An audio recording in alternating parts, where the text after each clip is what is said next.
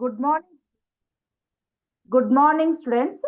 ಎಲ್ಲರಿಗೂ ವಿದ್ಯಾಶಕ್ತಿಯ ಗಣಿತ ವಿಭಾಗಕ್ಕೆ ಸ್ವಾಗತ.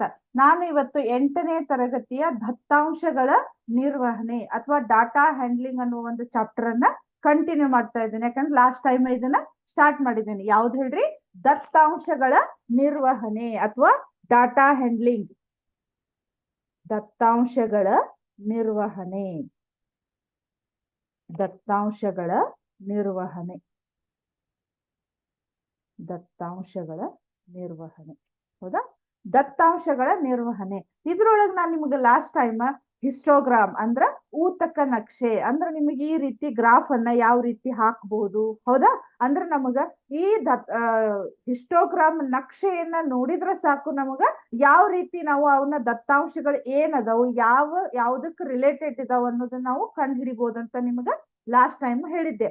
ಸೊ ಅದರೊಳಗ ನಾನೀಗ ದತ್ತಾಂಶಗಳನ್ನ ಸಿಸ್ಟಮೆಟಿಕ್ ಆಗಿ ಯಾವ ರೀತಿ ವ್ಯವಸ್ಥೆ ಮಾಡಿ ಅದರಿಂದ ನಾವು ಹಿಸ್ಟೋಗ್ರಾಮ್ ಅನ್ನ ಯಾವ ರೀತಿ ರಚಿಸ್ಬೇಕು ಅನ್ನೋದನ್ನ ನಾನು ಇವತ್ತ ಹೇಳ್ತಾ ಇದ್ದೇನೆ. ಸೊ ಅದಕ್ಕ ದತ್ತಾಂಶಗಳ ವ್ಯವಸ್ಥೆ, ಆಮೇಲೆ ಏನಾಗಿರ್ತೈತಿ ದತ್ತಾಂಶಗಳನ್ನ ಗುಂಪುಗೂಡಿಸೋದು. ಈಗ ಫಾರ್ ಎಕ್ಸಾಂಪಲ್, ಈಗ ನೀವು 8,000 ಒಂದು 90 ಜನ ಇರ್ಬೋದು ಅಥವಾ 100 ಜನ ಇರ್ಬೋದು.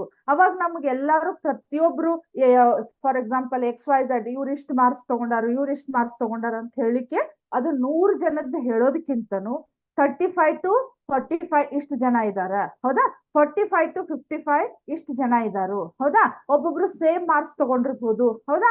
ಈ ರೀತಿ ನಾವು ದತ್ತಾಂಶಗಳನ್ನ ಸಿಸ್ಟಮೆಟಿಕ್ ಆಗಿ ವ್ಯವಸ್ಥೆ ಮಾಡಿ ಆ ಎಲ್ಲಾ ದತ್ತಾಂಶಗಳನ್ನ ನೀಟಾಗಿ ಒಂದ್ ಕಡೆ ಬರ್ಕೊಂಡು ಎಲ್ಲಿಂದ ಎಲ್ಲಿವರೆಗೆ ಎಷ್ಟು ಜನ ಮಾರ್ಕ್ಸ್ ತಗೊಂಡಾರು ಅನ್ನೋದನ್ನ ನಾವು ನೀಟಾಗಿ ದತ್ತಾಂಶಗಳನ್ನ ಯಾವ ರೀತಿ ಗುಂಪುಗೂಡಿಸೋದು ಅನ್ನೋದನ್ನ ನಾನು ಇವತ್ತ ಹೇಳ್ತೇನಂತ. ಹೌದಾ? ಸೊ ಅದಕ್ಕಿಂತ ಮುಂಚೆ ನಾನು ನಿಮ್ಗೆ ಇವತ್ತೊಂದು ಮೋಟಿವೇಶನಲ್ ಸ್ಟೋರಿಯನ್ನ ಹೇಳ್ಬೇಕನ್ನೋದು ಒಂದು ಅಭಿಪ್ರಾಯ. ಹೌದಾ? ಸೊ ಯಾಕೆ ನಾ ಈ ಸ್ಟೋರಿಯನ್ನ ಹೇಳ್ತಾ ಇದ್ದೀನಿ ಅಂದ್ರ, ಬಹಳ ಜನಕ್ಕೆ ನಾವೇನಾಗಿರ್ತೈತಿ, ನಾವು ಗೌರ್ಮೆಂಟ್ ಸ್ಕೂಲ್ ಒಳಗೆ ಕಲಿತಾ ಇದ್ದೇವಿ ಅಥವಾ ನಾವು ಬಡವರು, ಇದೆಲ್ಲ ನಾವ್ ಏನೋ ಒಂದು ದೊಡ್ಡ ಸಾಧನೆ ಮಾಡಿದ್ರು ಅದೆಲ್ಲ ಶ್ರೀಮಂತರಿಗೆ ಸಂಬಂಧಪಟ್ಟಿದ್ದು. ಹೌದಾ? ಸೊ ನಮಗ್ ಅದರಿಂದ ಏನು ಮಾಡ್ಲಿಕ್ಕೆ ಆಗುದಿಲ್ಲ ಅಂತ ಹೇಳಿ ಬಹಳ ಜನ ಥಿಂಕ್ ಮಾಡೋದು ಅದೇ, ಅದು ಎಲ್ಲ ನಮಗದು ಆಗುದಿಲ್ಲ, ಅದೆಲ್ಲ ಬರೇ ರಿಚ್ ಇದ್ದವ್ರಿಗೆ. ಹೌದಾ? ಈ ರೀತಿ ನಮ್ಮ ಮೆಂಟಾಲಿಟಿ ಇರೋದ್ರಿಂದ ನಾವು ಯಾವುದೇ ಒಂದು ಸಾಧನೆ ಮಾಡ್ಲಿಕ್ಕೆ ನಮಗ ಆಗುದಿಲ್ಲ. ಅದಕ್ಕೆ ನಾನು ಇವತ್ತೊಂದು ಮೋಟಿವೇಶನಲ್ ಸ್ಟೋರಿ ಅಂದ್ರೆ ನಿಮ್ಗೆ ಯಾವ ರೀತಿ ಒಂದು ಬಡ ಸಾಮಾನ್ಯ ಕುಟುಂಬದೊಳಗೆ ಹುಟ್ಟಿದವರು ಯಾವ ರೀತಿ ಒಂದು ದೊಡ್ಡ ಸಾಧನೆ ಮಾಡಿದ್ರು ಅನ್ನೋ ಒಂದು ಮೋಟಿವೇಶನಲ್ ಸ್ಟೋರಿಯನ್ನ ಹೇಳಿ ನಾನು ಇವತ್ತಿನ ಕ್ಲಾಸ್ ಅನ್ನ ಸ್ಟಾರ್ಟ್ ಮಾಡ್ತಾ ಇದ್ದೀನಿ. ಸೊ ಅವ್ರು ಯಾರು, ಯಾವ ರೀತಿ ಸಾಧನೆ ಮಾಡಿದ್ರು ಒಂದು 5 ನಿಮಿಷ ಅಷ್ಟೇ ಹೇಳ್ತೀನಿ. ಹೌದಾ? ಬಾಳತ್ತಿಲ್ಲ. ಅವ್ರು ಯಾರಂದ್ರ ಯಲ್ಲಾಪ್ರಗಡ್ ಸುಬ್ಬರಾವ್ ಅಂತ ಹೇಳಿ. ಯಲ್ಲಾಪ್ರಗಡ್ ಸುಬ್ಬರಾವ್ ಅಂದ್ರೆ ಅವ್ರದೊಂದ್ಸಲ ನಿಮ್ಗೊಂದು ಫೋಟೋ ತೋರಿಸ್ತೀನಿ, ಅದಾದ್ಮೇಲೆ ನಿಮಗ ಹೇಳ್ತೇನಂತ. ಸೊ ನೋಡ್ರಿ, ಒಂದ್ಸಲ ಸ್ಕ್ರೀನ್ ಶೇರ್ ಮಾಡ್ತೇನೆ. ಇಲ್ಲಿ ನೋಡ್ರಿ. ಹೌದಾ? ಇವರು ಯಲ್ಲಾಪ್ರಗಡ್ ಸುಬ್ಬರಾವ್ ಅಂತ ಹೇಳಿ. ಹೌದಾ? ಇವರು ಆಂಧ್ರ ಪ್ರದೇಶದ ಪೂರ್ವ ಗೋದಾವರಿ ನದಿ ತೀರದ ಕೊತ್ತೂರ್ ಜಗನ್ನಾಥ್ಪುರದಲ್ಲಿ ಜನವರಿ 12, 1895 ಜನಿಸಿದರು. ಇವ್ರದ್ದು ಯಾಕೆ ನಿಮ್ಗೆ ಸ್ಟೋರಿ ಹೇಳ್ತಾ ಇದ್ದೀನಿ ಅಂದ್ರ, ಅವ್ರು ಯಾವ ರೀತಿ ಎಷ್ಟು ಕಷ್ಟಪಟ್ಟು ಅವ್ರ ಎಜುಕೇಶನ್ ಮುಗಿಸಿ ಯಾವ ರೀತಿ ಸಾಧನೆ ಮಾಡಿದ್ರು ಅನ್ನೋದಕ್ಕ ನಿಮಗ್ ಸ್ವಲ್ಪ ಮೋಟಿವೇಶನಲ್ ಆಗೋದಕ್ಕ ನಾನು ಈ ಸ್ಟೋರಿಯನ್ನ ಹೇಳ್ತಾ ಇದ್ದೀನಿ. ಹೌದಾ? ಇವ್ರು ಯಲ್ಲಾಪ್ರಗಡ್ ಎಲ್ಲಿ? ಆಂಧ್ರ ಪ್ರದೇಶದ ಪೂರ್ವ ಗೋದಾವರಿ ನದಿ ತೀರದ ಕೊತ್ತೂರು ಜಗನ್ನಾಥ್ಪುರದಲ್ಲಿ ಜನವರಿ 12, 1895 ಸುಬ್ಬರಾವ್ ಜನಿಸಿದರು. ಹೌದಾ? ಇವರು ಸ್ಟಾರ್ಟಿಂಗ್ ಏನಾಗಿತ್ತು ಇವರಿಗೆ, ನೀವೆಲ್ಲರೂ ಒಂದೊಂದು ಫೇವ್ರೇಟ್ ಸಬ್ಜೆಕ್ಟ್ ಇರ್ತಾವ ನಿಮ್ಗ. ಇಲ್ಲ, ನಾವು ಮ್ಯಾಥ್ಸಿಗೆ ಬಹಳ ಫೇವ್ರೇಟ್ ಇರ್ತೈತಿ ಅಥವಾ ಸೈನ್ಸಿಗೆ ಬಹಳ ಫೇವ್ರೇಟ್ ಇರ್ತೈತಿ. ಅದೇ ರೀತಿ ಇವ್ರಿಗೆ ಏನಾಗಿತ್ತು, ಚಿಕ್ಕಂದಿನಿಂದಲೂ ಒಂಥರ ಬಡ ಕುಟುಂಬದೊಳಗಿದ್ದು ಒಂದು ಗೌರ್ಮೆಂಟ್ ಸ್ಕೂಲ್ ಒಳಗ ಕಲಿತಿರ್ತಾರೆ ಇವ್ರು. ಸೊ ಅವಾಗ ಏನಾಗಿರ್ತೈತಿ ಇವ್ರಿಗೆ, ಅವಾಗಿನ ಕಾಲಕ್ಕೆ ನಿಮ್ಗೆ ಗೊತ್ತಿರಬಹುದು, ಇಷ್ಟು ಮೆಡಿಕಲ್ ಮುಂದುವರೆದಿದ್ದಿಲ್ಲ. ಸೊ ಎಷ್ಟೋ ಜನ ಒಂದ್ ಸ್ವಲ್ಪ ವಾಂತಿ ಭೇದಿ ಬಂದ್ರು ಎಷ್ಟೋ ಜನ ತಮ್ಮ ಪ್ರಾಣವನ್ನ ಕಳೆದುಕೊಳ್ಬೇಕಾಗಿತ್ತು. ಅದೇ ರೀತಿ ಅವ್ರು ಫಸ್ಟ್ ಏನಾಗಿತ್ತು, ಸ್ಟಾರ್ಟಿಂಗ್ ಗಣಿತ ಕ್ಷೇತ್ರದೊಳಗ ಬಹಳ ಇಂಟ್ರೆಸ್ಟ್ ಇತ್ತು ಅವ್ರಿಗೆ. ಗಣಿತ ಸಬ್ಜೆಕ್ಟ್ ಅಂದ್ರೆ ಬಹಳ ಫೇವ್ರೇಟ್ ಇತ್ತು. ಆ ಟೈಮ್ ಒಳಗ ಅವ್ರ ಅಣ್ಣ ಮತ್ತು ತಮ್ಮ ಏನಾಗಿತ್ತು, ಬೇದಿ ಅನ್ನೋ ಒಂದು ರೋಗಕ್ಕ ತುತ್ತಾಗಿ ಪ್ರಾಣವನ್ನ ಕಳೆದುಕೊಳ್ತಾರೆ. ಅವಾಗ ಅವ್ರಿಗೆ ಏನಾಗತ್ತ, ನಾನು ಇದನ್ನು ಮೆಡಿಕಲ್ ಕಡೆ ಅವ್ರಿಗೆ ಒಲವು ಜಾಸ್ತಿ ಆಗ್ತೈತಿ. ಅವಾಗ ಅವರು ಮೆಡಿಕಲ್ ಕಡೆ ಜಾಸ್ತಿ ಅದ್ರ ಕಷ್ಟಪಟ್ಟು ಓದಿ ಅಷ್ಟು ಕಷ್ಟಪಟ್ಟಾರಂದ್ರು ಅವರಿಗೆ ಕರೆಕ್ಟ್ ಆಗಿ ಫೀಸ್ ಕಟ್ಲಿಕ್ಕೆ ದುಡ್ಡು ಇರುವುದಿಲ್ಲ, ಹೌದಾ? ಸೊ ಯಾರ್ಯಾರ್ದೋ ಸಹಾಯದಿಂದ ಯಾವ್ದೋ ರೀತಿ ಬಹಳ ಕಷ್ಟಪಟ್ಟು ಅವ್ರ ಏನ್ ಮಾಡ್ತಾರೋ ಮುಂದ್ ಹೋಗ್ತಾರೋ. ಅದೇ ರೀತಿ ಅವ್ರು ಯಾಕ ಹೆಚ್ಚಿಗೆ ಅಂದ್ರ ಇಷ್ಟು ಫೇಮಸ್ ಅಂದ್ರ ಅವ್ರ ಏನಾಗ್ತಾರೋ ವಿಜ್ಞಾನ ಕ್ಷೇತ್ರದೊಳಗ ತಮ್ಮದೇ ಆದ ಸಾಕಷ್ಟು ಸಂಶೋಧನೆಗಳ ಮಾಡಿ ಫೇಮಸ್ ಆದಾರ. ಇವ್ರ ಹೆಸರು ಏನ್ ಹೇಳ್ರಿ ಹಂಗಾದ್ರ ಯಲ್ಲಾಪ್ರಗಡ್ ಸುಬ್ಬರಾವ್. ಅವ್ರ ಏನ್ ಸಾಧನೆ ಅಂದ್ರ ಮೇನ್ ಅಂದ್ರ ನಿಮಗ್ ಗೊತ್ತಿರ್ಬೋದು ಸೈನ್ಸ್ ಒಳಗ ATP ಅಂತ ಹೇಳಿ. ATP ಅಂದ್ರೆ ಏನ್ ಹೇಳ್ರಿ? ನಾವು ಏನ ತಗೊಳ್ತೇವಲ್ಲ ಆಹಾರ, ಆ ತಗೊಂಡಂತ ಆಹಾರ ನಮಗ ATP ಅಣುವಾಗಿ ನಮ್ಮ ಶರೀರಕ್ಕೆ ಏನಾಗಿರ್ತೈತಿ ಅದು ಶಕ್ತಿ ಕೊಡ್ತೈತಿ. ಸೊ ಅದೇ ATP ಅನ್ನೋದನ್ನ ಇವರು ಸಂಶೋಧನೆ ಮಾಡಿದ್ರು. ಅದೇ ರೀತಿ ಒಂದು ಯಾವ್ದು ಹೇಳ್ರಿ, ಮಹಾಮಾರಿ ರೋಗ ಯಾವ್ದು, ಅತಿ ಭಯಾನಕ ರೋಗ ಕ್ಯಾನ್ಸರ್. ಆ ಕ್ಯಾನ್ಸರ್ಗೆ ನಾವು ಕೆಮೊಥೆರಪಿಯಿಂದ ಅದಕ್ಕೊಂದು ಟ್ರೀಟ್ಮೆಂಟ್ ಅನ್ನ ಕೊಡ್ಬೇಕು ಅನ್ನೋದನ್ನು ಇವ್ರದ್ದು ಒಂದು ಇದನ್ನ ಕಂಡು ಹಿಡಿದ್ರು. ಸೊ ಇದ್ರದ್ದು ಒಂದು ದೊಡ್ಡ ಸಾಧನೆ. ಅದೇ ರೀತಿ ಗರ್ಭಿಣಿಯರಿಗೆ ಫಾಲಿಕ್ ಆಸಿಡ್ ಯಾಕೆ ತಗೋತಾರ ಹೇಳ್ರಿ? ಹೊಟ್ಟೆಯಲ್ಲಿರುವ ಮಕ್ಕಳು ದಷ್ಟಪುಷ್ಟವಾಗಿ ಆರೋಗ್ಯಯುತವಾಗಿ ಬೆಳಿಬೇಕಂದ್ರ ಆ ಫಾಲಿಕ್ ಆಸಿಡ್ ನಮಗ ತುಂಬಾ ಸಹಾಯ ಮಾಡ್ತತಿ. ಸೊ ಅದನ್ನೆಲ್ಲ ಸಂಶೋಧನೆ ಮಾಡಿರ್ತಕ್ಕಂತ ಇವರು ಯಾರು ಹೇಳ್ರಿ? ಯಲ್ಲಾಪ್ರಗಡ್ ಸುಬ್ಬರಾವ್. ಅವರು ಅದಾದ್ಮೇಲೆ ಅಮೆರಿಕಕ್ಕೆ ತೆರಳಿ ತಮ್ಮದೇ ಆದ ವಿಜ್ಞಾನ ಕ್ಷೇತ್ರಕ್ಕೆ ಸಾಕಷ್ಟು ಕೊಡುಗೆಗಳನ್ನ ಕೊಟ್ಟಿದಾರು. ಬಟ್ ಅವ್ರದ್ದು ನಾವೀಗ ಅವರೆಲ್ಲಾ ಸಾಧನೆ ಮಾಡಿದ್ಮೇಲೆ ಚಲೋ ಅನಿಸ್ಬೋದು, ಬಟ್ ಅವ್ರು ಸಣ್ಣಂದಿರ್ತ ಭಾರಿ ಅಂದ್ರೆ ಒಂದು ಫೀಸ್ ಕಟ್ಲಿಕ್ಕೂ ಅವ್ರಿಗೆ ಏನಾಗಿರ್ತೈತಿ, ಸಾಧ್ಯ ಆಗ್ತಿರುದಿಲ್ಲ. ತಮ್ಮ ಪ್ರಯತ್ನದಿಂದ ಸತತ ಪ್ರಯತ್ನದಿಂದ ಅವ್ರು ಏನ್ ಮಾಡ್ತಾ ಇರ್ತಾರೋ ಆ ಗುರಿಯನ್ನ ಮುಟ್ಟಿ ಒಂದು ಬಯೋಕೆಮಿಸ್ಟ್ರಿ ಅಂದ್ರ ಜೀವ ರಾಸಾಯನ ಶಾಸ್ತ್ರದೊಳಗ ತಮ್ಮದೇ ಆದ ಸಾಕಷ್ಟು ಕೊಡುಗೆಗಳನ್ನ ಕೊಟ್ಟಿದಾರಂತ ಹೇಳ್ಬೋದು. ಸೊ ಅವರು ಯಾವಾಗ ಹೇಳ್ರಿ 8 ಆಗಸ್ಟ್ 1948ರಲ್ಲಿ ತಮ್ಮ ಈ ಇಹಲೋಕವನ್ನ ತ್ಯಜಿಸಿದ್ರು. ಸೊ ಇದನ್ನ ಯಾಕೆ ನಿಮಗ್ ಮೋಟಿವೇಶನಲ್ ಆಗಿ ಹೇಳ್ತಾ ಇದ್ದೀನಿ ಅಂದ್ರ, ನಿಮಗ್ ಆಲ್ಮೋಸ್ಟ್ ಏನಾಗಿರ್ತೈತಿ ಅಂದ್ರ ನಾವು ಬಡವ್ರ ಇದೇವಿ ಅಥವಾ ನಾವು ಗೌರ್ಮೆಂಟ್ ಸ್ಕೂಲ್ ಒಳಗ್ ಕಲಿತಾ ಇದ್ದೇವಿ, ನಾವ್ ಅಷ್ಟು ಶಾಣ್ಯಾರಿಲ್ಲ, ಹೌದಾ, ನಾವ್ ಏನು ಸಾಧನೆ ಮಾಡ್ಲಿಕ್ಕೆ ಆಗುದಿಲ್ಲ ಅಂತ ಹೇಳಿ ನಮ್ದು ಮೈಂಡ್ ಸೆಟ್ ಇರ್ತೈತಿ. ಅದನ್ನ ಚೇಂಜ್ ಮಾಡ್ಕೊಂಡು ನಾವು ಸಾಕಷ್ಟು ಹಾರ್ಡ್ ವರ್ಕ್ ಮಾಡಿದ್ರೆ ನಾವು ಒಂದು ದೊಡ್ಡ ಸಾಧನೆ ಏನಂತ ಈ ಮೋಟಿವೇಶನಲ್ ಸ್ಟೋರಿ ಮುಖಾಂತರ ನಿಮಗ ನಾನು ಹೇಳ್ತಾ ಇದ್ದೇನೆ, ಹೌದಾ? ಸೊ ಇದು ಇಷ್ಟು. ಈಗ ಕ್ಲಾಸ್ ಸ್ಟಾರ್ಟ್ ಮಾಡೋಣ.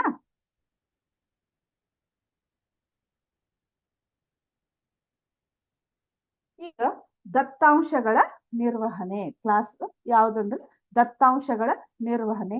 ದತ್ತಾಂಶಗಳನ್ನ ಯಾವ ರೀತಿ ಗುಂಪುಗೂಡಿಸೋದಂತ ಇವಾಗ ನೋಡೋಣಂತ, ಹೌದಾ? ಸೊ ನಾನು ಇದಕ್ಕಂದ್ರ ಡೈರೆಕ್ಟ್ ಅಭ್ಯಾಸಕ್ಕೆ ಹೋಗ್ಬಿಡ್ತೇನೆ, ಯಾಕಂದ್ರೆ ಇದ್ರೊಳಗೆ ನಿಮಗೆ ಹೇಳಿದ್ರು ಅದು ಗೊತ್ತಾಗಲ್ಲ. ಡೈರೆಕ್ಟ್ ಅಭ್ಯಾಸಕ್ಕೆ ಹೋಗ್ಬಿಡ್ತೇನೆ, ಹೌದಾ? ವಿಭಿನ್ನ ರೀತಿಯ ಸ್ತಂಭಗಳು ಆದ್ರೂ ಒಂದನ್ನ ನಿಮಗ ತೋರಿಸ್ತೇನೆ ನೋಡ್ರಿ. ಇಲ್ಲಿ ದತ್ತಾಂಶಗಳಂದ್ರ ಯಾವ ರೀತಿ ಇರ್ತಾವಂದ್ರ, ಹೌದಾ,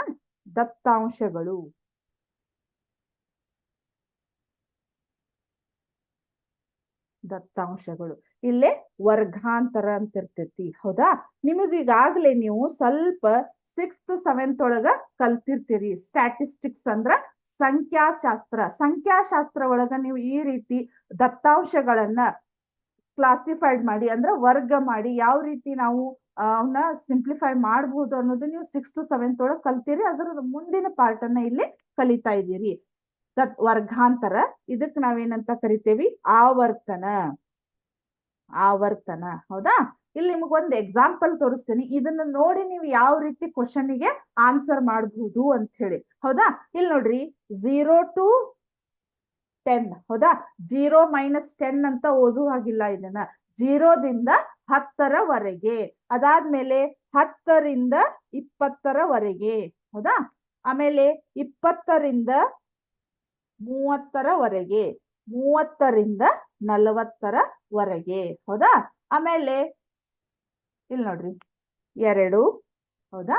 ಅದಾದ್ಮೇಲೆ 10, ಅದಾದ್ಮೇಲೆ 21, ಇಲ್ಲೇ 19, ಹೌದಾ? ನಾನು ಇನ್ನೂ ಸ್ವಲ್ಪ ಎಕ್ಸಾಂಪಲ್ಸ್ ಅದಾವ, ಜಸ್ಟ್ ನಿಮ್ಗ ಒಂದು ಎಕ್ಸಾಂಪಲ್ ಇದನ್ನ ತೋರಿಸ್ತಾ ಇದ್ದೀನಿ. ಇದು ಏನಂದ್ರ 60 ವಿದ್ಯಾರ್ಥಿಗಳು ಗಣಿತ ಪರೀಕ್ಷೆಯಲ್ಲಿ ಗಳಿಸಿದ ಅಂಕಗಳ ಆವರ್ತನ ವಿತರಣಾ ಪಟ್ಟಿ ಮತ್ತು ನಕ್ಷೆಯನ್ನ ನೋಡೋಣ ಅಂತ ಹೇಳಿದಾರೆ. ಹೌದಾ?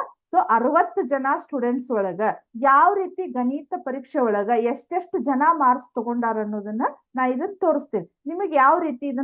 ಯಾವ ರೀತಿ ಇದು ಇನ್ಫಾರ್ಮೇಶನ್ ಕೊಡ್ತೇನೆ ನೋಡ್ರಿ. ಇಲ್ಲಿ 0 to 10 ಅಂದ್ರೆ ಇವು ಮಾರ್ಕ್ಸ್ ಗಳಿವ. ಹೌದಾ?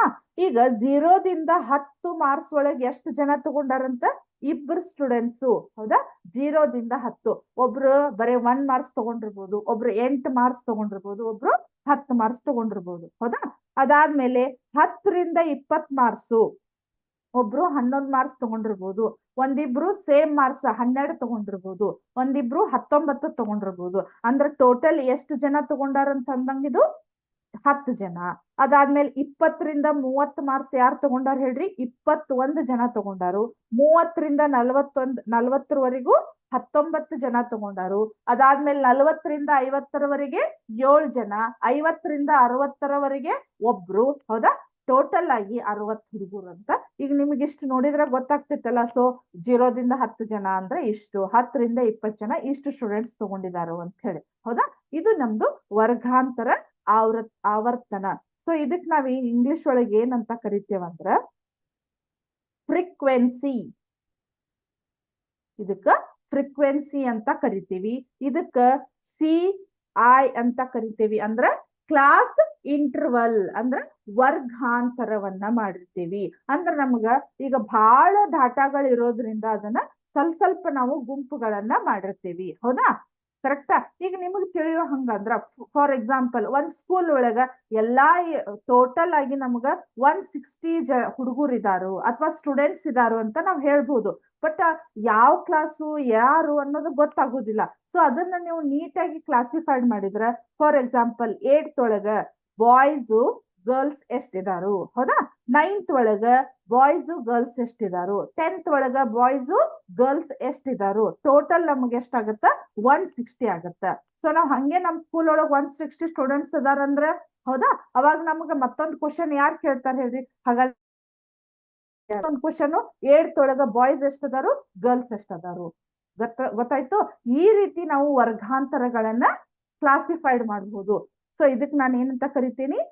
ಕ್ಲಾಸ್ ಇಂಟರ್ವಲ್ ಅಂತ ಕರಿತೇವಿ ಅಥವಾ ವರ್ಗಾಂತರ ಅಂತ ಕರಿತೀವಿ. ಇದಕ್ ಆವರ್ತನಕ್ಕ ಫ್ರೀಕ್ವೆನ್ಸಿ ಅಂತ ಕರಿತೇವಿ. ಹೌದಾ? ಆಮೇಲೆ ಇಲ್ಲಿ ನೋಡ್ರಿ 0 to 10 ಅಂದ್ರ, ಹೌದಾ, ಈ ಸೈಡ್ ಏನು ದತ್ತಾಂಶಗಳದಾವಲ್ಲಿ ಇವು ಅವಕ್ ನಾವ್ ಏನಂತ ಕರಿತೇವಂದ್ರ ಕೆಳಮಿತಿ ಅಥವಾ ಲೋವರ್ ಲಿಮಿಟ್ ಅಂತ ಕರಿತೀವಿ. ಲೋವರ್ ಲಿಮಿಟ್ ಅಂತ ಕರಿತೀವಿ. ಈ ಸೈಡ್ ಏನದಾವಲ್ಲ ಇವು, ಹೌದಾ, ಇದಕ್ ನಾವೇನಂತ ಕರಿತೀವಿ? ಮೇಲ್ಮಿತಿ ಅಂತ ಕರಿತೀವಿ. ಮೇಲ್ಮಿತಿ ಅಂದ್ರ upper limit, lower limit, upper limit. ಈ ವರ್ಗಾಂತರ ಒಳಗ ಬರ್ತಕ್ಕಂತ ಇನ್ಫಾರ್ಮೇಶನ್ ಇದು. ಹೌದಾ? ಅರ್ಥ ಆಯ್ತು? ಆಮೇಲೆ ಇಲ್ಲಿ ನೋಡ್ರಿ ವರ್ಗಾಂತರ ಗಾತ್ರ ಅಂತಾನು ಬರ್ತೈತಿ ನಿಮಗ. ಹೌದಾ? ನೆಕ್ಸ್ಟ್ ಅಭ್ಯಾಸ ಒಳಗ್ ಬರ್ತಿರ್ತೈತಿ ನಿಮಗ್. 0 to 10 ಅಂದ್ರ ಇಲ್ಲಿ ನಿಮ್ಗ ಎಷ್ಟೆಷ್ಟು ಡಿಫ್ರೆನ್ಸ್ ಐತಿ ಅನ್ನೋದು ಕೇಳ್ತಾ ಇದಾರ ಅವರು. ಸೊ ಇಲ್ಲಿ ನೋಡಿದ್ರೆ ಗೊತ್ತಾಗ್ತೈತಿ ನಿಮ್ಗ 10 ರಿಂದ 20, 20 ರಿಂದ 30 ಅಂದ್ರ ಇದರ ವರ್ಗಾಂತರ ಗಾತ್ರ ಎಷ್ಟಿದೆ? ಹಂಗಾರ 10 ಡಿಫ್ರೆನ್ಸ್ ಇದೆ. ಹೌದಿಲ್ಲ? ಹಂಗಾದ್ರೆ ಇದು ವರ್ಗಾಂತರ ಗಾತ್ರ ಇಸ್ ಈಕ್ವಲ್ ಟು 10. ಹೌದಾ? ಹಂಗಾದ್ರೆ ನಮ್ದು ವರ್ಗಾಂತರ ಗಾತ್ರ ಎಷ್ಟಾಗತ್ತೆ ಹೇಳ್ರಿ? 10. ಇದಿಷ್ಟು ನಿಮಗ ದತ್ತಾಂಶಗಳನ್ನ ನೋಡುತ್ತಲೇ ಕ್ಲಿಯರ್ ಆಗಿ ಸಿಗುವಂತಹ ಇನ್ಫಾರ್ಮೇಶನ್. ಹೌದಾ? ನೆಕ್ಸ್ಟ್ ಹೋಗೋಣ. ಈಗ ಹಿಸ್ಟೋಗ್ರಾಮ್ ಅಂತೂ ನಾನು ಲಾಸ್ಟ್ ಟೈಮ್ ಹೆಂಗ್ ಹಾಕುದಂತ ಹೇಳೇನಿ, ಆದ್ರೂ ನಿಮ್ಗ ಮತ್ತೊಂದ್ಸಲ ಹೇಳ್ಕೊಡ್ತೇನಂತ. ಹೌದಾ? ಸೊ ಈಗ ಅಭ್ಯಾಸಕ್ಕೆ ಹೋಗೋಣ. ಅಭ್ಯಾಸ 3.1 ಅಥವಾ ಎಕ್ಸಸೈಸ್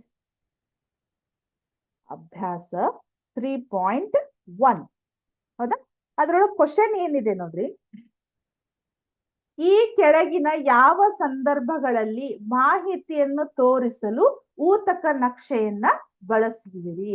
ಒಂದಿಷ್ಟು ಅವರು ದತ್ತಾಂಶಗಳನ್ನ ಕೊಟ್ಟಾರು. ಅದನ್ನ ತಗೊಂಡು ನಾವು ಹಿಸ್ಟೋಗ್ರಾಮ್, ಸ್ವಲ್ಪ ಊತಕ ನಕ್ಷೆ ಅಂದ್ರೆ ನಿಮ್ಗೆ ಕೇಳಲಿಕ್ಕೆ ಇದು ಅನ್ನಿಸ್ಬೋದು. ಅಂದ್ರೆ ಸ್ವಲ್ಪ ನಿಮ್ಗೆ ಆಡ್ ಭಾಷೆ ಒಳಗಿಲ್ಲ. ನಾವು ಯೂಸ್ವಲಿ ಅದನ್ನ ಹಿಸ್ಟೋಗ್ರಾಮ್ ಅಂತ ಕರಿತೀವಿ. ಸೊ ಹಿಸ್ಟೋಗ್ರಾಮ್ ಅನ್ನ ಈ ಕೆಳಗಿನ ಯಾವ್ಯಾವ ದತ್ತಾಂಶಗಳಿಗೆ ನಾವು ಹಿಸ್ಟೋಗ್ರಾಮ್ ಅನ್ನ ರಚಿಸಬಹುದು ಅಂತ ಹೇಳ್ತಾ ಇದ್ದಾರೆ. ಹೌದಾ? ಫಸ್ಟ್ ಒಂದು ಕ್ವಶನ್ ನೋಡ್ರಿ. ಒಬ್ಬ ಪೋಸ್ಟ್ಮನ್ ಅನ್ನ ಚೀಲದಲ್ಲಿ ವಿವಿಧ ಸ್ಥಳಗಳಿಗೆ ಹೋಗುವ ಪತ್ರಗಳ ಸಂಖ್ಯೆ. ಇಲ್ಲಿ ಏನಾಗಿರ್ತೈತೆ ಅಂದ್ರ ಅದನ್ನ ನಾವು ಹಿಸ್ಟೋಗ್ರಾಮ್ ರಚಿಸ್ಲಿಕ್ಕೆ ಬರುದಿಲ್ಲ. ಅಲ್ಲಿ ಯಾವ್ಯಾವ ಅಂದ್ರೆ ಯಾವ್ಯಾವ ಊರಿಗೆ ಹೋಗಿರ್ತಾವು, ಅದು ಎಷ್ಟ್ ಇರ್ತೈತಿ, ಅದನ್ನ ನಾವು ಎಲ್ಲವನ್ನು ಎನಿಸಿ ಅದರೊಂದು ಹಿಸ್ಟೋಗ್ರಾಮ್ ಅನ್ನ ರಚಿಸ್ಲಿಕ್ಕೆ ನಮಗ ಬರುದಿಲ್ಲ. ಯಾಕಂದ್ರೆ ಎಕ್ಸಾಕ್ಟ್ ಬರೀ ಒಂದೇ ಊರಿಗೆ ಹೋಗ್ತಾ ಇರುದಿಲ್ಲವು, ಹೌದಾ. ಆಮೇಲೆ ಒಬ್ಬರ ಮನೆಗೆ ಹೋಗ್ತಾ ಇರುದಿಲ್ಲವು, ಬೇರೆ ಬೇರೆ ಬೇರೆ ಮನೆಗೆ ಹೋಗ್ತಾ ಇರ್ತಾವು, ಹೌದಾ. ಪೋಸ್ಟ್ ನಾವು ಯಾವ ರೀತಿ ಅದನ್ನ ವರ್ಗಾಂತರ ಮಾಡಿ ಅದನ್ನ ನಾವು ಒಂದು ಹಿಸ್ಟೋಗ್ರಾಮ್ ಅನ್ನ ರಚಿಸ್ಲಿಕ್ಕೆ ಅದು ಬರುದಿಲ್ಲ. First one. ನೆಕ್ಸ್ಟ್, ಸ್ಪರ್ಧೆ ಒಂದರಲ್ಲಿ ಭಾಗವಹಿಸುತ್ತಿರುವ ಸ್ಪರ್ಧಾಳುಗಳ ಎತ್ತರ. ಈಗ ಏನೋ ಒಂದು ಸ್ಪೋರ್ಟ್ಸ್ ಇವೆಂಟ್ ಅಂತ ಇದೆ ನಿಮ್ ಸ್ಕೂಲ್ ಒಳಗ. ಅಲ್ಲಿ ಫಾರ್ ಎಕ್ಸಾಂಪಲ್ ಯಾವುದೇ ಒಂದು ಖೋ ಖೋ ಅಂತಾರ ತಗೋರಿ, ಅಥವಾ ಕಬಡ್ಡಿ ಅಂತ ತಗೋರಿ. ಆ ಸ್ಪರ್ಧೆ ಒಳಗ ನಾವ್ ಏನಾಗಿರ್ತೈತಿ, ಅಲ್ಲಿ ಸ್ಪರ್ಧಾಳುಗಳನ್ನ ಲಿಸ್ಟು ಅವ್ರ ಎತ್ತರವನ್ನ ನಾವು ನೀಟಾಗಿ ಕ್ಲಾಸಿಫೈಡ್ ಮಾಡ್ಬೋದು, ಅಥವಾ ಅದನ್ನ ವರ್ಗಾಂತರವನ್ನ ಮಾಡ್ಬೋದಲ್ಲ. ಸೊ ಹಂಗಾದ್ರೆ ಇದನ್ನ ನಾವು ಒಂದು ಹಿಸ್ಟೋಗ್ರಾಮ್ ಅನ್ನ ರಚಿಸ್ಬೋದು. ಯಾವ್ದಕ್ ಹೇಳ್ರಿ? ಆಪ್ಷನ್ ಬಿ ಗೆ. ಏನಂದ್ರದು? ಸ್ಪರ್ಧೆಯೊಂದರಲ್ಲಿ ಭಾಗವಹಿಸುತ್ತಿರುವ ಸ್ಪರ್ಧಾಳುಗಳ ಎತ್ತರ. ನೆಕ್ಸ್ಟ್, 5 ಸಂಸ್ಥೆಗಳು ತಯಾರಿಸಿದ ಕ್ಯಾಸೆಟ್ಗಳ ಸಂಖ್ಯೆ. ಹೌದಾ. 5 ಸಂಸ್ಥೆಗಳು ಅಂದ್ರೆ ಕಂಪನಿಗಳು ಕ್ಯಾಸೆಟ್ಗಳನ್ನ ತಯಾರಿಸಿದ್ದನ್ನ ನಾವು ಹಿಸ್ಟೋಗ್ರಾಮ್ ಒಳಗ ರಚಿಸ್ಲಿಕ್ಕೆ ಬರುದಿಲ್ಲ. ಯಾಕಂದ್ರೆ ಅಸಂಖ್ಯಾತ. ಆಮೇಲೆ ಅವ್ರು ಒಂದೇ ಟೈಪ್ ಕ್ಯಾಸೆಟ್ಗಳನ್ನ ಎಲ್ಲಿ ರಚಿಸ್ಬೋದು? ಸಿಕ್ಕಾಪಟ್ಟೆ. ಅದ್ರೊಳಗ ಮತ್ ವೆರೈಟಿ ಬರ್ತಾವ, ಅದ್ರೊಳಗ ಮತ್ತ ಅಂದ್ರೆ ಬಹಳ ವೆರೈಟಿ ಬರ್ತಾವ. ಅದನ್ನ ನಾವು ಹಿಸ್ಟೋಗ್ರಾಮ್ ಇಂದ ರಚಿಸ್ಲಿಕ್ಕೆ ಬರುದಿಲ್ಲ. ನೆಕ್ಸ್ಟ್, ಬೆಳಿಗ್ಗೆ 7 ಗಂಟೆಯಿಂದ ಸಂಖ್ಯೆ 7 ಗಂಟೆವರೆಗೆ ಒಂದು ನಿಲ್ದಾಣದಲ್ಲಿ ರೈಲು ಹತ್ತುತ್ತಿರುವ ಪ್ರಯಾಣಿಕರ ಸಂಖ್ಯೆ. ಹೌದಾ. ಈಗ ನೋಡ್ರಿ, ಒಂದು ಏನೋ ರೈಲ್ವೆ ಸ್ಟೇಷನ್, ಅದ್ರೊಳಗೆ ಬೆಳಿಗ್ಗೆ 7ರಿಂದ ಈವ್ನಿಂಗ್ 7ರವರೆಗೆ ಒಂದೊಂದ್ ಸಲ ಎಷ್ಟೆಷ್ಟು ಜನ ಹತ್ತಬಹುದು ಅನ್ನೋದು ನಮಗ ನೀಟಾಗಿ ನಾವು ವರ್ಗವನ್ನ ಮಾಡ್ಬೋದು, ಅಥವಾ ಕ್ಲಾಸಿಫೈ ಮಾಡ್ಬೋದು ಅಂತ ನಾನು ಹೇಳ್ಬೋದು. ಅಂದ್ರೆ ಇದು ಡಿ ಕೂಡ ನಮಗ ಕರೆಕ್ಟ್ ಆಗಿ ನಾವು ಒಂದು ನಕ್ಷೆಯನ್ನ ರಚಿಸಬಹುದು. ಅರ್ಥ ಆಯ್ತಾ ಇದು? ನೆಕ್ಸ್ಟ್ ಹೋಗೋಣ ಈಗ. ನೆಕ್ಸ್ಟ್ ಕ್ವಶನ್ ಓದ್ತೇನೆ ನೋಡ್ರಿ ನಾನು. ಸೆಕೆಂಡ್ ಒನ್, ಒಂದು ದಿನಸಿ ಅಂಗಡಿಗೆ ಬಂದ ಗಿರಾಕಿಗಳನ್ನು ಹೀಗೆ ಗುರುತಿಸಲಾಗಿದೆ: ಪುರುಷ ಪು, ಮಹಿಳೆ ಮ, ಬಾಲಕ ಕ ಅಥವಾ ಬಾಲಕಿ ಕಿ ಎಂದು. ದಿನ ಬೆಳಿಗ್ಗೆ ಬಂದ ಗಿರಾಕಿಗಳ ಪಟ್ಟಿ ಹೀಗಿದೆ. ಹೌದಾ. ಗಿರಾಕಿಗಳ ಪಟ್ಟಿ ಹೀಗಿದೆ. ಹೌದಾ. ಇಲ್ಲಿ ನಾನು ಏನ್ ಮಾಡ್ತೇನೆ, ಫಸ್ಟ್ ಗುಂಪುಗಳನ್ನ ಮಾಡ್ಕೋತೀನಿ. ಹೌದಾ. ಗುಂಪುಗಳನ್ನ ಅಥವಾ ವಿಷಯ, ಅಥವಾ ಇಲ್ಲಿ ಏನಾಗಿದೆ ಅಂದ್ರೆ ನಾನು ಗಿರಾಕಿಗಳು ಇಲ್ಲೇ ಕಾಲಮ್ ಹಾಕೋತೇನೆ ನೋಡ್ರಿ. ಫಸ್ಟ್ ಇದು ಸೆಕೆಂಡ್ ಒನ್, ಇದು ಗಿರಾಕಿಗಳು. ಹೌದಾ. ಗಿರಾಕಿಗಳು. ನೆಕ್ಸ್ಟ್ ತಾಳೆ ಗುರುತುಗಳು. ಇದನ್ನ ನಿಮ್ಗೆ ಎಕ್ಸಾಂಪಲ್ ತೋರಿಸಿದೆ ಅಂದ್ರೆ ಗೊತ್ತಾಗ್ತೈತಿ ಯಾವ ರೀತಿ ಅಂತ ಹೇಳಿ. ತಾಳೆ ಗುರುತುಗಳು. ಹೌದಾ. ನೆಕ್ಸ್ಟ್ ಆವರ್ತನ ಅಂದ್ರ ಫ್ರೀಕ್ವೆನ್ಸಿ. ಆವರ್ತನ ಫ್ರೀಕ್ವೆನ್ಸಿ ಅಂದ್ರ ನೀವು ಸೈನ್ಸ್ ಒಳಗ್ ಕಲಿತ ಇದೇನೋ ಫ್ರೀಕ್ವೆನ್ಸಿ ಅಂದ್ರ ಬೇರೆ ಇರ್ಬೋದು ಅಂತ ಅಲ್ಲ. ಇದು ಫ್ರೀಕ್ವೆನ್ಸಿ ಅಂದ್ರ ಈಗ ಯಾವುದೇ ಒಂದು ಫಾರ್ ಎಕ್ಸಾಂಪಲ್ ಗಣಿತ, ಆ ಗಣಿತ ಸಬ್ಜೆಕ್ಟಿಗೆ ಎಷ್ಟು ಜನ ಪಾಸ್ ಆಗಿದಾರು ಅಂತಂದ್ರ ಅದ್ ಎಷ್ಟು ಜನ ಅನ್ನೋದನ್ನ ನಾವು ಮೆನ್ಷನ್ ಮಾಡ್ತೇವಲ್ಲ, ಅದಕ್ಕ ನಾವ್ ಏನಂತ ಕರಿತೀವಿ? ಫ್ರೀಕ್ವೆನ್ಸಿ ಅಥವಾ ಆವರ್ತನ ಅಂತ ಕರಿತೀವಿ ಇದ್ರೊಳಗ. ಹೌದಾ. ನೆಕ್ಸ್ಟ್ ಇಲ್ಲಿ ನೋಡ್ರಿ, ಈ ರೀತಿ ಬರ್ದಾರು. ಸೊ ಅಲ್ಲಿ ಏನಾಗಿದೆ ಅಂದ್ರ ಒಂದು ಅಂಗಡಿಗೆ ಏನಾಗಿದೆ, ಅವನ್ನ ನಕ್ಷೆಯ ಮೂಲಕ, ಸ್ತಂಭ ನಕ್ಷೆಯ ಮೂಲಕ ತೋರಿಸ್ರಿ ಅಂದಾರ. ಫಸ್ಟ್ ನಾವ್ ಏನ್ ಮಾಡ್ಬೇಕು? ಇದೊಂದು ಚಾರ್ಟ್ ಅನ್ನ ರೆಡಿ ಮಾಡ್ಕೋಬೇಕು. ಹೌದಾ. ಇಲ್ಲಿ ನಿಮ್ಗ ಬುಕ್ ಒಳಗೆ ತೋರಿಸ್ತಾ ಇದ್ದೀನಿ, ನಿಮ್ ಬುಕ್ ಇದ್ರು ನೋಡ್ರಿ. ಸ್ವಲ್ಪ ಈ ರೀತಿ ನಮ್ಗೆ ಏನಾಗಿದೆ, ಸಿಕ್ಕಾಪಟ್ಟಿ ಇಲ್ಲಿ ಜನ ಬಂದ್ಬಿಟ್ಟಿದಾರು. ಹೌದಾ. ಆ ಕ್ವಶನ್ ನೋಡ್ರಿ ಸ್ವಲ್ಪ ನಿಮ್ಗ. ಒಂದು ದಿನಸಿ ಅಂಗಡಿಗೆ ಬಂದಿರ್ತಕ್ಕಂತ ಅಲ್ಲಿ ಎಷ್ಟೋ ಜನ ಪುರುಷರು ಬಂದಾರು ಒಂದು ದಿನ. ಹೌದಾ. ಮಹಿಳೆಯರು ಬಂದಿರ್ಬೋದು, ಅಥವಾ ಹುಡುಗರು ಬಂದಿರ್ಬೋದು, ಅಥವಾ ಹುಡುಗಿಯರು ಬಂದಿರ್ಬೋದು. ಅದನ್ನ ಅವ್ರು ಎಷ್ಟು ಜನ ಬಂದಾರ ಅನ್ನೋದನ್ನ ಅವರು ಕರೆಕ್ಟ್ ಆಗಿ ಇದನ್ ಮಾಡಿದಾರೆ. ಸೊ ಅದು ಏನಾಗಿದೆ ಅಂದ್ರ, ಈಗ ಪುರುಷ ಹೂ ಅಂತ ಬರ್ದಾರು. ಹೌದಾ. ಮಹಿಳೆ ಮ, ಅದಾದ್ಮೇಲೆ ಕ. ಹೌದಾ. ಕ ಅಂತ ಬರ್ದಾರು. ಅದಾದ್ಮೇಲೆ ಕಿ ಅಂತ ಬರ್ದಾರು. ಕರೆಕ್ಟ್. ಸ್ವಲ್ಪ ಲೈನ್ ಹಾಕ್ಬಿಡ್ತೇನೆ ನೋಡ್ರಿ. ಹೌದಾ, ಅಲ್ಲಿ ನೋಡ್ರಿ ನಿಮ್ ಸ್ವಲ್ಪ ಬುಕ್ ನೋಡ್ತಾ ಇದ್ರ ನಿಮ್ಗ ಐಡಿಯಾ ಬರ್ತೈತಿ. ಫಸ್ಟ್ ಮ ಅಂತ ಇದೆ, ಮ ಇದ್ರ ಇಲ್ಲಿ ನೋಡ್ರಿ ಇಲ್ಲೇ ಒಂದ್ ಅಂತ ಗೆರೆ ಹಾಕೋದು, ಅಂದ್ರ ನಮಗ ನೀಟಾಗಿ ಇಲ್ಲೇ ಕ್ಲಾಸಿಫೈ ಮಾಡಕ್ ಬರ್ತೈತಿ. ಅದಾದ್ಮೇಲೆ ಮತ್ತು ಒಂದು ಮ ಇದೆ, ಅದಾದ್ಮೇಲೆ ಮ ಇದೆ. ಹೌದಾ, ಮ ಎಷ್ಟು ಮ ಅದಾವ ಅನ್ನೋದನ್ನ. ಹೌದಾ, ಅದಾದ್ಮೇಲೆ ಕಿ, ಕಿ ಅಂದ್ರ ಬಾಲಕ್ಕಿ ಬಂದಿದಾರು. ಅದಾದ್ಮೇಲೆ ಕ ಬಂದಾರು. ಕರೆಕ್ಟಾ, ಆಮೇಲೆ ಮತ್ತೆ ಎರಡು ಮ ಅದಾವ್.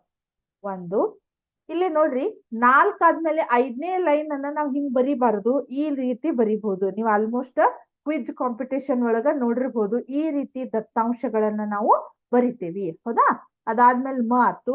ಈಗ ಹೂ ಬಂತು. ಹೌದಾ, ಹೂ. ಅದಾದ್ಮೇಲೆ ಕಿ, ಕಿ ಎರಡ್ ಅದಾವ್, ಒಂದು ಎರಡು ಕಿ. ಅದಾದ್ಮೇಲೆ ಪೂ, ಪೂ ಎರಡ್ ಅದಾವ್, ಒಂದು ಎರಡು. ಕರೆಕ್ಟಾ, ಆಮೇಲೆ ಮ, ಮ ಎಷ್ಟಿದಾವಂದ್ರ ಎರಡು ನಾಲ್ಕಿದಾವ್. ಹೌದಾ, ಒಂದು ಎರಡು ಮೂರು ನಾಲ್ಕು. ಹೌದಾ, ನಾಲ್ಕು ಮ. ಆಮೇಲೆ ಕಿ ಐತಿ, ಆಮೇಲೆ ಖ ಇದೆ. ಹೌದಾ, ಅದಾದ್ಮೇಲೆ ಹೂ ಅಂತ ಇದೆ. ಹೌದಾ, ಹೂ.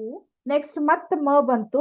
ಮ ಬಂದಾಗ ಇಲ್ಲಿ ಆಲ್ರೆಡಿ 4 ಇದೆ, ನಾವ್ ಅದಕ್ಕೆ 5 ಬಂದಾಗ ಇಲ್ಲೊಂದ್ ಲೈನ್ ಎಳಿಬೇಕು. ಹೌದಾ, ಆಮೇಲೆ ಮತ್ತ ಕ ಬಂತು. ಸೊ ಕ ಬಂತು, ಇಲ್ಲಿ ಬರೀರಿ. ಆಮೇಲೆ ಕಿ, ಕಿ ಎರಡ್ ಅದಾವ್, ಇಲ್ಲೊಂದ್ ಕಿ, ಅದಾದ್ಮೇಲೆ ಇಲ್ಲೊಂದ್ ಕಿ. ನೆಕ್ಸ್ಟ್ ಪೂ, ಪೂ ಅಲ್ಲೇ ಆಲ್ರೆಡಿ 4 ಇರೋದ್ರಿಂದ ನಾನು ಇಲ್ಲೊಂದು ಲೈನ್ ಹಾಕ್ತೀನಿ, ಪೂ.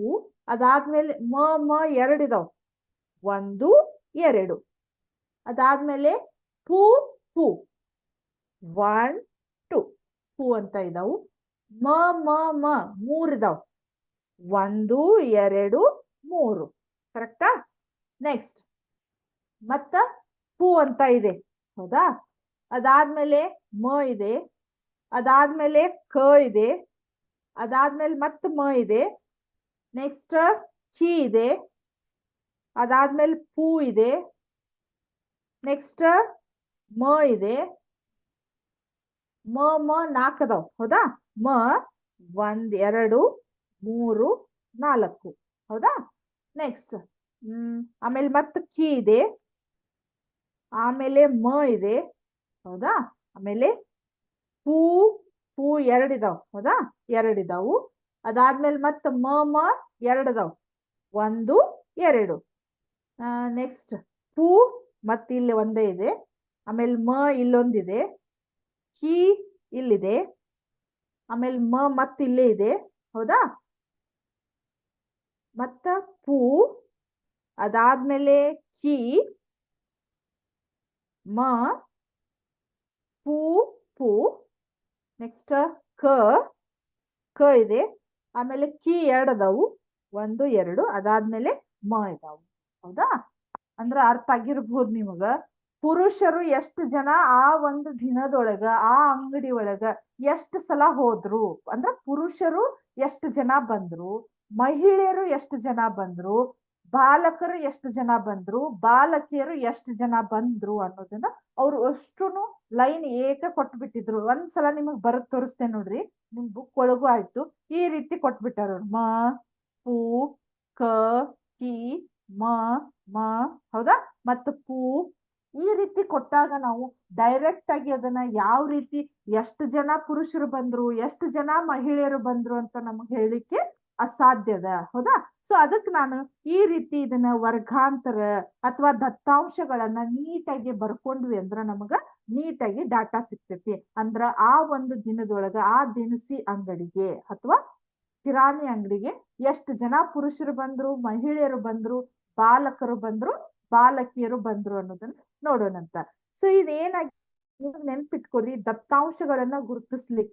ಈಗ ಪೂ, ಪೂ, ಪೂ ಹಂಗೆ ಎಷ್ಟಾಯ್ತು, ಒಂದ್ ಬರ್ದಿವಿ. ಹೌದಾ, ಒಂದ್ ಲೈನ್ ಹಾಕಿದ್ವಿ, ಎರಡ್ ಲೈನ್ ಹಾಕಿದ್ವಿ, ಮೂರ್ ಲೈನ್ ಹಾಕಿದ್ವಿ, 4 ಲೈನು, 5ನೇ ಲೈನ್ ಈ ರೀತಿ ಬರೆಯುವುದಲ್ಲ. ಇದನ್ನ ಏನ್ ಮಾಡ್ಬೇಕು, ಒಂದ್ ಕ್ರಾಸ್ ಮಾಡ್ಬಿಟ್ರ ನಿಮಗ ಅದ್ 5 ಅನ್ನೋದು ಗೊತ್ತಾಗ್ತೈತಿ. ಹೌದಾ, ಈ ರೀತಿ ದತ್ತಾಂಶಗಳನ್ನ ಬಹಳ ದತ್ತಾಂಶಗಳನ್ನ ಕೊಟ್ಟಾಗ ನಾವು ತಾಳೆ ಗುರುತುಗಳ ಮುಖಾಂತರ ಮಾಡ್ಬೇಕಾದ್ರೆ ನಾವ್ ಏನ್ ಮಾಡ್ಬೇಕು, ಈ ರೀತಿ 1 2 3 4 5 ಅನ್ನ ಹಿಂಗ ಕ್ರಾಸ್ ಲೈನ್ ಮಾಡ್ಬೇಕು. ನಾವು 5 ಅಂತ ಅದನ್ನ ಕನ್ಸಿಡರ್ ಮಾಡ್ತೇವಿ. ಹೌದಾ? ಸೊ ಇಲ್ಲಿ ನೋಡ್ರಿ 5, 10, 15 ಅಂದ್ರ ಪುರುಷರು ಎಷ್ಟು ಜನ ಬಂದಾರ ಅದನ್ನ ಕೌಂಟ್ ಮಾಡಿ ಇಲ್ಲಿ ಬರೀರಿ. ಎಷ್ಟಾಯ್ತು? 15 ಜನ ಪುರುಷರು ಆ ಒಂದು ದಿನದಲ್ಲಿ ಕಿರಾಣಿ ಅಂಗಡಿಗೆ ಬಂದಿರತಕ್ಕಂತಹ ಪುರುಷರ ಸಂಖ್ಯೆ ಇದು. ಹೌದಾ? ನೆಕ್ಸ್ಟ್ ಇಲ್ಲಿ ನೋಡ್ರಿ ಮಹಿಳೆಯರು 1, 2 ಅಂದ್ರೆ ಸಾರಿ 5, 10, 15, 20, 25 ಅದಾದ್ಮೇಲೆ 3 ಇದಾವ್ 25, 26, 27, 28 ಅಂದ್ರ 28 ಇದಾರ. ಹೌದಾ? ನೆಕ್ಸ್ಟ್ ಇಲ್ಲಿ ನೋಡ್ರಿ ಬಾಲಕರು ಎಷ್ಟು ಜನ ಇದಾರೆ? ಓನ್ಲಿ 5 ಜನ. ಹೌದಾ? 0, 5. ನೆಕ್ಸ್ಟ್ ಇಲ್ಲಿ ನೋಡ್ರಿ ಬಾಲಕಿಯರು 5, 10 ಎಕ್ಸ್ಟ್ರಾ 2 ಅಂದ್ರ 12. ಕರೆಕ್ಟಾ? 12. ಟೋಟಲ್ ಎಷ್ಟಾಯ್ತು ನೋಡ್ರಿ, ಇದು ಕೌಂಟ್ ಮಾಡ್ರಿ. ಟೋಟಲ್ ಎಷ್ಟಾಯ್ತು? 5, 10 ಇದು 20. ಕರೆಕ್ಟಾ? 2, 4, 6 ಅಂದ್ರ ನಿಮಗ್ ಕರೆಕ್ಟ್ ಆಗಿ ಲೆಕ್ಕ ಸಿಕ್ತು. ಇದು 60 ಜನ. ಹೌದಾ? ಒಂದು ದಿನದಲ್ಲಿ ಆ ಕಿರಾಣಿ ಅಂಗಡಿಗೆ ಬಂದಿರತಕ್ಕಂತಹ ಟೋಟಲ್ ಗಿರಾಕಿಗಳು. ಹೌದಾ? ಎಷ್ಟು ಕಸ್ಟಮರ್ಸ್ಗಳು ಅಂದ್ರೆ ಎಷ್ಟು? 60 ಜನ ಬಂದಾರ ಅಂತ ಹೇಳಿ ಈ ರೀತಿ ನಾವು ನೀಟಾಗಿ ಡಾಟಾವನ್ನ ಅದೊಂದು ಚಾರ್ಟ್ ಅನ್ನ ಹಾಕೊಂಡ್ವಿ ಅಂದ್ರೆ ನಮಗ ಸಿಗ್ತೈತಿ. ಅರ್ಥ ಆಯ್ತು ಇದು? ನೆಕ್ಸ್ಟ್ ಇಲ್ಲಿ ನೋಡ್ರಿ ಅವ್ರ ಕ್ವಶನ್ ಏನಿದು? ತಾಳೆ ಗುರುತುಗಳನ್ನು ಉಪಯೋಗಿಸಿ ಅಂದ್ರೆ ತಾಳೆ ಗುರುತುಗಳನ್ನ ಉಪಯೋಗಿಸಿ ಇದಕ್ಕೆ ಒಂದು ಆವರ್ತನ ವಿತರಣಾ ಪಟ್ಟಿಯನ್ನ ತಯಾರಿಸಿದಂತೂ ಮುಗೀತು. ಒಂದು ಸ್ತಂಭಾ ನಕ್ಷೆಯ ಮೂಲಕ ಇದನ್ನು ಚಿತ್ರ ರೂಪದಲ್ಲಿ ತೋರಿಸಿ. ಒಂದು ಸ್ತಂಭಾ ನಕ್ಷೆಯನ್ನ ಹಾಕ್ಬೇಕಂತ. ಸೊ ನಾ ಇದನ್ನ ಸ್ವಲ್ಪ ಸೈಡಿಗೆ ಬರ್ಕೋತೇನೆ ಇಲ್ಲೇ. ಅಂದ್ರ ಪುರುಷರು 15. ಹೌದಾ? ಮಹಿಳೆಯರು 28, ಬಾಲಕರು 5. ಹೌದಾ? ಅದಾದ್ಮೇಲೆ ಬಾಲಕಿಯರು ಏನಾಗಿದೆ? 12 ಜನ. ಅಂದ್ರೆ ಇದನ್ನ ರಬ್ ಮಾಡ್ತೇನೆ ಅಂದ್ರೆ ನನಗ ಹಿಸ್ಟೋಗ್ರಾಮ್ ಅನ್ನ ರಚಿಸ್ಲಿಕ್ಕೆ ಬರ್ತೈತಿ. ಹೌದಾ? ಇಲ್ಲಿ ನೋಡ್ರಿ ನಾನು ನಿಮಗೆ ಒಂದ್ಸಲ ಸ್ವಲ್ಪದ ಲೈನ್ ಸೊಟ್ಟ ಹೋಗ್ತೈತಿ. ಸೊ ಇಲ್ಲಿ ನೋಡ್ರಿ ಇದೊಂದು ಹಿಸ್ಟೋಗ್ರಾಮ್ ಅನ್ನ ಸೇಮ್ ನಾವು ಗ್ರಾಫ್ ಯಾವ ರೀತಿ ಹಾಕ್ತೇವಲ್ಲ ಅದೇ ರೀತಿ ಈ ಗ್ರಾಫ್ ಅನ್ನ ಹಾಕ್ಬೇಕು. ಹೌದಾ? ಇಲ್ಲಿ ಏನಾಗಿದಾವ ಹೇಳ್ರಿ? 0, 0. ನೆಕ್ಸ್ಟ್ ಇದು ಎಕ್ಸ್ ಅಕ್ಷ. ಹೌದಾ? ಇದು ವಾಯ್ ಅಕ್ಷ. ಇಲ್ಲಿ ಹಿಸ್ಟೋಗ್ರಾಮ್ ಅಂದ್ರೆ ಇಲ್ಲಿ ನಾನು ಪುರುಷರು, ಮಹಿಳೆಯರು, ಬಾಲಕರು, ಬಾಲಕಿಯರು ಅಂತ ಕೆಳಗೆ ಬರದೆ. ಅಂದ್ರೆ ಇಲ್ಲೇ ಬಂದಿರತಕ್ಕಂತಹ ಗಿರಾಕಿಗಳು ಟೋಟಲ್ ಸಂಖ್ಯೆ. ನಾನು ಏನ್ ಮಾಡ್ತೇನೆ ನೋಡ್ರಿ ಇಲ್ಲಿ 5, 10, 15, 20, 25. ನೆಕ್ಸ್ಟ್ ಸ್ವಲ್ಪ ಜಾಸ್ತಿ ಬರೀತೆ ನೋಡ್ರಿ. ಇಲ್ಲಿ 30 ಬಂತು. ಹೌದಾ? ಇಲ್ಲಿ ನೋಡ್ರಿ ಪುರುಷರು ಎಷ್ಟು ಜನ ಇದಾರ ನೋಡ್ರಿ? ಇಲ್ಲಿ 15 ಜನ ಇದಾರ. ಹೌದಾ? ಸೊ 15 ಜನ ಅಂದ್ರೆ ನಾವ್ ಯಾವ ರೀತಿ ಗ್ರಾಫ್ ಅನ್ನ ಹಾಕ್ಬೇಕಂದ್ರ ಇಲ್ಲಿ ನೋಡ್ರಿ ಈ ಪುರುಷರು ಇಲ್ಲಿಂದ ನಾವು ಹೌದಾ ಈ ರೀತಿ ಹಿಸ್ಟೋಗ್ರಾಮ್ ಅನ್ನ ರಚಿಸ್ಬೇಕು. ಹೌದಾ? ಮಹಿಳೆಯರು ಎಷ್ಟು ಜನ ಇದಾರ ನೋಡ್ರಿ? 28 ಜನ ಇದಾರ. ಹೌದಾ? ಸ್ವಲ್ಪ 25 ದಾಟಿ ಬರೀರಿ. ಕರೆಕ್ಟಾ? ಇದು ನಿಮ್ದು ಮಹಿಳೆಯರ ಸಂಖ್ಯೆ. ಅದಾದ್ಮೇಲೆ ಬಾಲಕರು ಓನ್ಲಿ 5 ಮೆಂಬರ್ಸ್ ಇದಾರು. ಅದನ್ನ ಇಷ್ಟೇ ನೀವು ಹಾಕಬಹುದು. ಹೌದಾ? ಬಾಲಕಿಯರು ಎಷ್ಟಿದಾರು? 12 ಜನ ಇದಾರ. ಹೌದಾ? 12 ಜನ ಅಂದ್ರ ಇಲ್ಲಿ 10 ಇದೆ ಅದರ ಮುಂದ. ಹೌದಾ? ಸೊ ಎಷ್ಟಾಗುತ್ತ?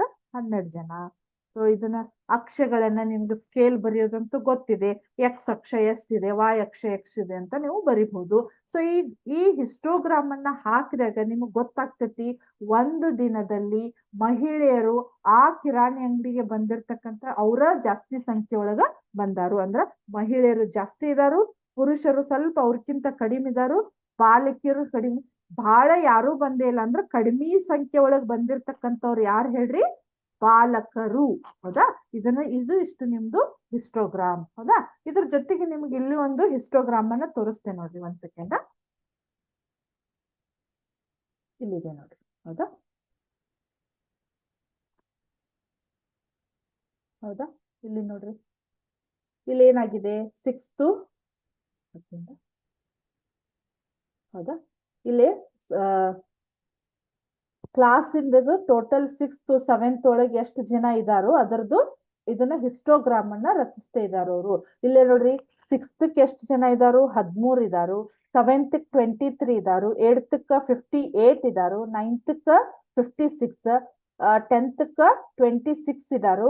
ಟೋಟಲ್ ಸ್ಟ್ರೆಂತ್ ಎಷ್ಟಿದೆ, 176 ಇದೆ. ಹೌದಾ, ನಾನು ಇದನ್ನ ಸ್ವಲ್ಪ 1-2 ನಿಮಿಷ, ಹೌದಾ, ಇಲ್ಲಿ ನೋಡ್ರಿ ನಾನು ಇದನ್ನ ಚೇಂಜ್ ಮಾಡಬಹುದು ಸ್ವಲ್ಪ. ಹೌದಾ, ಒಂದು 20 ಅಂತ ಹಾಕ್ತೇನೆ ನೋಡ್ರಿ.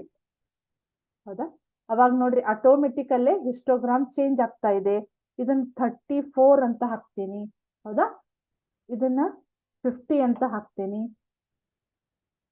ಇದನ್ನ 60 ಅಂತ ಹಾಕ್ತೇನಿ. ಅದಾದ್ಮೇಲೆ ಇದನ್ನ 50 ಅಂತ ಹಾಕ್ತೇನೆ. ಹೌದಾ, ಟೋಟಲ್ ಎಷ್ಟಾಯ್ತು, 214 ಅಂತ ಆಯ್ತು. ಹೌದಾ, ಇಲ್ಲಿ ನೋಡ್ರಿ ಇದೇನು ದತ್ತಾಂಶಗಳಿಗೆ ಸರಿಯಾಗಿ ಈ ಹಿಸ್ಟೋಗ್ರಾಮು ನಮಗ ಚೇಂಜ್ ಆಗ್ತಾ ಇತ್ತು. ಮೊದ್ಲು ಎಷ್ಟಿತ್ತು, 174 ಏನೋ ಇತ್ತು. ಅದ್ರ ತಕ್ಕಂಗ ಇಲ್ಲಿ ನೋಡ್ರಿ ಸಂಖ್ಯೆಗಳು ಚೇಂಜ್ ಆಗ್ತಾ ಇದಾವು. ಸೊ ನಮ್ಗ ಈ ದತ್ತಾಂಶಗಳ ಗೊತ್ತಿದ್ರೆ ನಾವು ಹಿಸ್ಟೋಗ್ರಾಮ್ ಅನ್ನ ಹಾಕ್ಲಿಕ್ಕೆ ಬರ್ತೈತಿ. ಅಂದ್ರೆ ನಾವು ಅದಕ್ಕಿಂತ ಮುಂಚೆ ದತ್ತಾಂಶಗಳನ್ನ ನೀಟಾಗಿ ವ್ಯವಸ್ಥೆ ಮಾಡ್ಕೋಬೇಕು. ಕರೆಕ್ಟಾ? ಸೊ ಇವತ್ತಿನ ಕ್ಲಾಸು ಇದಾಗಿತ್ತು. ಸೊ ಇಲ್ಲಿವರೆಗೆ ಹೇಳಿರ್ತಕ್ಕಂತಹ ನಿಮಗ ಕ್ಲಾಸು ಕರೆಕ್ಟ್ ಆಗಿ ಅಂಡರ್ಸ್ಟ್ಯಾಂಡ್ ಆಯ್ತು ಅಂತ ತಿಳ್ಕೊತೀನಿ. ಇದ್ರ ಕಂಟಿನ್ಯೂ ಪಾರ್ಟ್ ಅನ್ನ ನೆಕ್ಸ್ಟ್ ಕ್ಲಾಸ್ ಒಳಗ ಕಂಟಿನ್ಯೂ ಮಾಡೋಣಂತ. Thank you.